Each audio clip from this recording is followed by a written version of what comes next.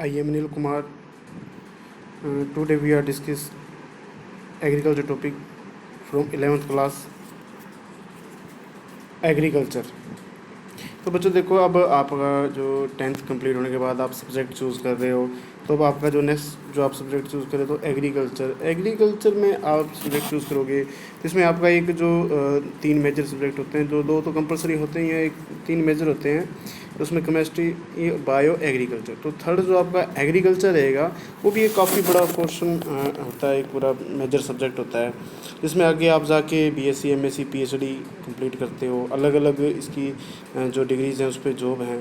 तो उसी के बारे में आज डिस्कस करेंगे। थोड़ा मैं आपको बताऊंगा कि एग्रीकल्चर कैसे है, क्या स्कोप है, कैसे, तो उसी के बारे में डिस्कस करते हैं। तो सबसे पहले थोड़ा सा अपने इसके बारे में जान लेते हैं कि भाई एग्रीकल्चर, व्हाट इज़ एग्रीकल्चर। तो देखो, व्हाट इज़ एग्रीकल्चर, तो agriculture is word of Latin language. Agriculture is word of Latin language. तो ये लैटिन लैंग्वेज का वर्ड है एग्रीकल्चर। क्या है? लैटिन लैंग्वेज का वर्ड एग्रीकल्चर। एक बच्चों हमेशा ध्यान रखना, किसी भी जो वर्ड होगा, जैसे आपके नेक्स्ट आगे काफ़ी वर्ड आएंगे, तो अगर किसी वर्ड के पीछे कल्चर लगा हुआ है, अगर किसी वर्ड के पीछे कल्चर लगा हुआ है तो वो लैटिन लैंग्वेज का ही होगा। और अगर किसी वर्ड के पीछे लॉजी या नोमी लगा हुआ है, जैसे अभी आगे आएंगे, तो वो कौन सी? ग्रीक लैंग्वेज का होगा। ठीक है, तो देखो एग्रीकल्चर पीछे क्या लगा हुआ है? कल्चर। तो ये कौन सी लैंग्वेज का हो गया? लैटिन का। Then next definition, agriculture is a branch of science which deals growing crops and keeping livestock. तो देखो बच्चों कि agriculture is branch of science, कि एग्रीकल्चर एक ब्रांच है किसकी? साइंस की, जिसके अंदर आप क्या कर रहे हो? ग्रोइंग क्रॉप्स, यानी कि क्रॉप को उगा रहे हो, यानी कि क्रॉप का मैनेजमेंट कर रहे हो, उसको उगा रहे हो, उसकी क्या क्या रिक्वायरमेंट है वो सब इसमें आप डिस्कस कर रहे हो।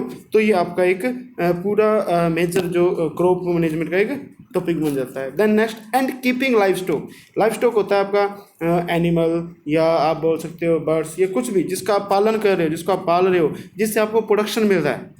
ठीक है, इसके आपको क्या बोल रहे हैं? प्रोडक्शन मिल रहा है, तो वो क्या हो जाएगा? आपका लाइव स्टॉक। ठीक है, तो इन दोनों चीज़ों में तो अब आपने देखो एग्रीकल्चर की डेफिनेशन क्या बन गई कि आप कोई भी क्रॉप्स उगा रहे हो, उसका मैनेजमेंट कर रहे हो, उसको क्या चाहिए क्या नहीं चाहिए उसका पूरा ध्यान रख रहे हो, और जो अपने एनिमल्स हैं, चाहे बर्ड्स है, कोई भी लाइव स्टॉक चीज़ है, उसको आप क्या उसका प्रोडक्शन कर रहे हो, उसको पाल रहे हो, उससे अपने को जो प्रोडक्शन मिल रहा है उससे अपने यूज़ कर रहे हैं।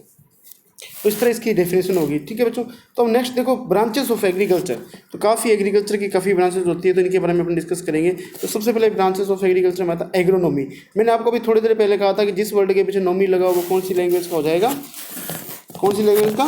ग्रीक का हो जाएगा वो। ठीक है, तो देखो नेक्स्ट देखना हॉर्टिकल्चर। तो ये कौन सी लैंग्वेज का हो गया? कल्चर लगा हुआ है तो लैटिन का। तो ध्यान रखना, जिसके पीछे कल्चर लगा हो वो तो हो जाएगा लैटिन का, जिसके पीछे ग्रीक लगा हो वो, सॉरी, जिसके पीछे अगर नोमी या लॉजी लगा वो ग्रीक लैंग्वेज का।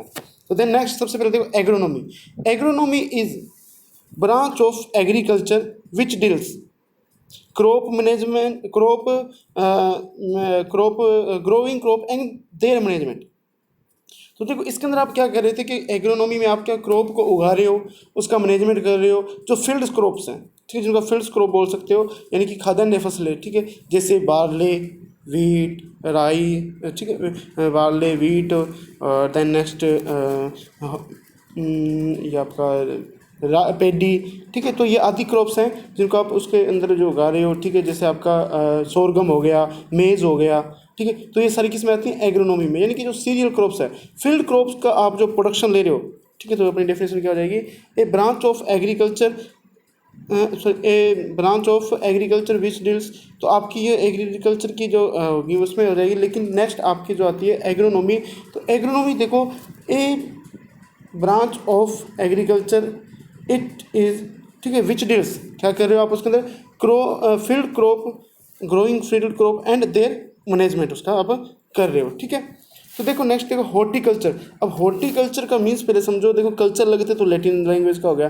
दूसरा इसका मीन्स आपको क्या समझना है? ये इसके अंदर जितनी भी जो आपकी हॉर्टिकल्चर क्रॉप्स होती है, जो जिसको आप उद्यान विज्ञान बोलते हो, ये फ्रूट बोल दो, चाहे आप उसको, सभी इसी के अंदर आएगी। Fruit, flower, vegetable, ornament, plant, तो सब इसके अंदर होती है। तो इसमें देखो आप क्या बोल रहे हो कि horticulture branch of agriculture which deals horticrops growing and their management. फिर वही है, आप फ्लावर उगा रहे हो, आप कोई वेजिटेबल उगा रहे हो, वो सारा किसके अंदर आएगा? ब्रांच ऑफ, इसके अंदर हॉर्टिकल्चर एक ब्रांच है जो एग्रीकल्चर उसमें आएगा।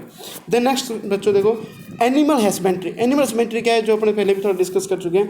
एनिमल हस्बेंड्री में आप क्या कर रहे हो बच्चों, कि इसमें देखो एनिमल हस्बेंड्री में उसके अंदर जो आप लाइव स्टॉक प्रोडक्शन ले रहे हो, आप कोई भी जीव जंतु को पाल रहे हो, वो किस में आएगा, एनिमल हस्बेंड्री। अब देखो एनिमल हस्बेंड्री के बहुत प्रोडक्ट यूज़ करते हैं, जैसे सबसे बड़ा मिल्क, ठीक है। अब मिल्क आपको पता है कि मिल्क के बहुत बायो प्रोडक्ट बनते हैं, ठीक है। और अगर एनिमल की दूसरी बात अगर तो उसके जैसे अपने उसका जो वेस्टेज है वो भी यूज़ करते हैं काफ़ी, वही अपने काफ़ी काम आता है। तो नेक्स्ट फिशरीज, ठीक है। Fisheries is branch of agriculture in keeping of fish. आपको पता है कि इसमें किसका पालन किया जाता है, फिश का, ठीक है। और fish it is known as aquaculture, इसको एक्वाकल्चर भी बोला जाता है, ठीक है। फिशरीज का कैसे उसको आप उत्पादन कर रहे हो, उसका प्रोडक्शन कर रहे हो, कैसे उसकी संख्या वृद्धि कर रहे हो, वो सारा किस में आ रहा है, फिशरीज में आ रहा है। Then next apiculture.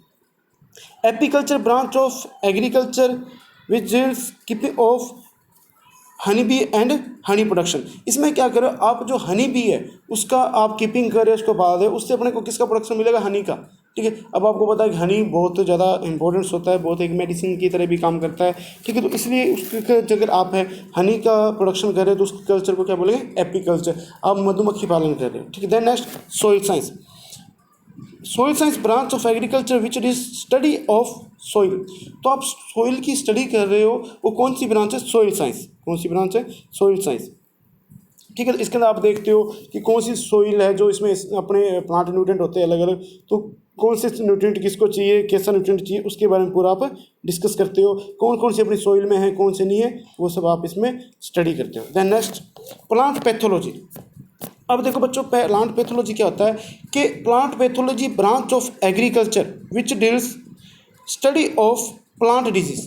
प्लांट्स की जितनी भी डिजीज़ होती है उसकी आप स्टडी कर रहे हो, उसका आप अध्ययन कर रहे हो, वो क्या किस में आएगी, आपके प्लांट पैथोलॉजी। अब आपको पता है कि जैसे ह्यूमन डिजीज़ होती हैं वैसे प्लांट डिजीज़ होती हैं, काफ़ी हर क्रॉप्स में अलग अलग काफ़ी डिजीज़ आती हैं, उन सब के अलग अलग रोग होते हैं। उन रोगों को आप पढ़ोगे, स्टडी करोगे, वो कौन सी ब्रांच में करोगे, प्लांट पैथोलॉजी।